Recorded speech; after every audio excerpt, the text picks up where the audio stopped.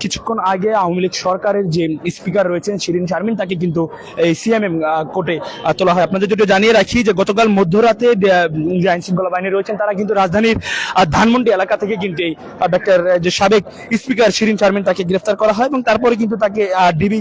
কার্যালয়ে নেওয়া হয় এবং সেখানে প্রাথমিক চিকিৎসা শেষে কিন্তু তাকে আজকে অর্থাৎ এই যে দুপুর 2টার কিছুক্ষণ আগে কিন্তু তাকে এই সিএমএম কোর্টে আনা হয়। আনার পর কিন্তু তাকে এই যে সিএমএম কোর্টের যে গারদ রয়েছে সেই গারদে রাখা হয় এবং কিছুক্ষণ আগে যে সিএমএম কোর্টের যে কোর্ট নাম্বার 8 সেখানে তাকে তোলা হয়। আমরা যদি একটু জানিয়ে রাখি যে জুলাই আন্দোলনের যে বেশ কয়েকটি মামলা কিন্তু তার নামে হয়েছে এবং সেই মামলার যে লালবাগ থানার একটি হত্যা মামলায় কিন্তু তাকে কালকে আটক করেছে ডিবি এবং তারপরে কিন্তু তাকে এই যে চিফ মেট্রোপলিটন ম্যাজিস্ট্রেট কোর্ট যেটি রয়েছে সেখানে কিন্তু তাকে আনা হয়েছে এবং ইতিমধ্যেই তাকে যে কোর্ট নাম্বার 8 সেখানে তোলা হয়েছে। আমরা একটু আগে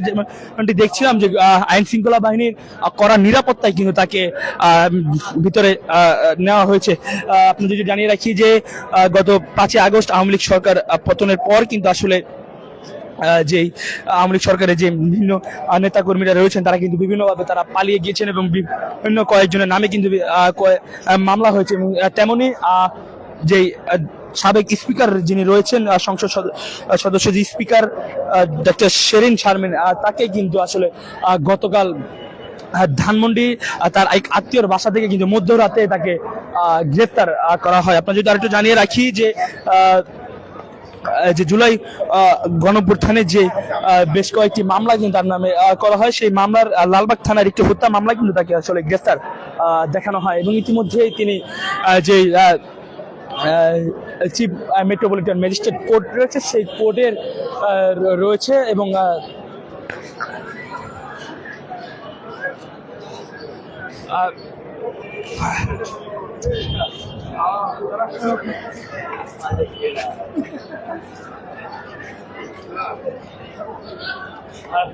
আজকে অর্থাৎ বুধবার গত মঙ্গলবার মধ্যরাতে কিন্তু তাকে গ্রেফতার করা হয় এবং তারপরে কিন্তু আজ বুধবার বেলা 2টার কিছুক্ষণ আগে কিন্তু তাকে এই যে সিএমএম কোর্ট সেই কোর্টে কিন্তু তোলা হয়। তার প্রথমে কিন্তু আসলে এই যে সিএমএম কোর্টের যে গারদটি রয়েছে সেই গারদে তাকে রাখা হয় এবং তার কিছুক্ষণ পর অর্থাৎ 2টার কিছুক্ষণ পরে কিন্তু তাকে যে সিএমএম কোর্টের যে 8 নম্বর কোর্ট রয়েছে সেই কোর্টে কিন্তু তাকে তোলা হয়। অর্থাৎ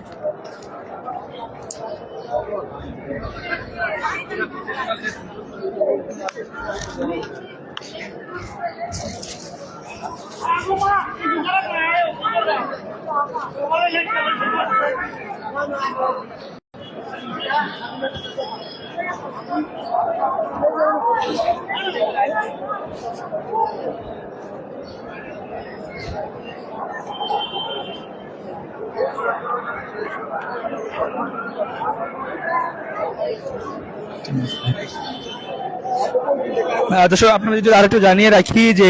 জুলাই গণঅভ্যুত্থানের পর কিন্তু এই ডাক্তার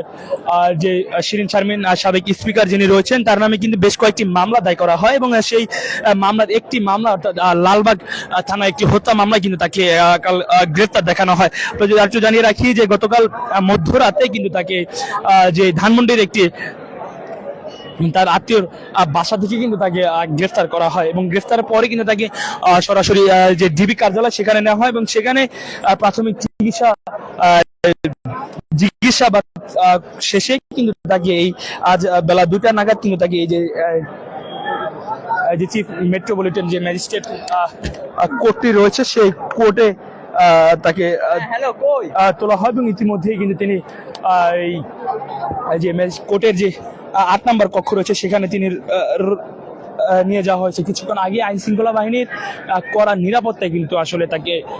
ভিতরে নিয়ে যাওয়া হয়েছে।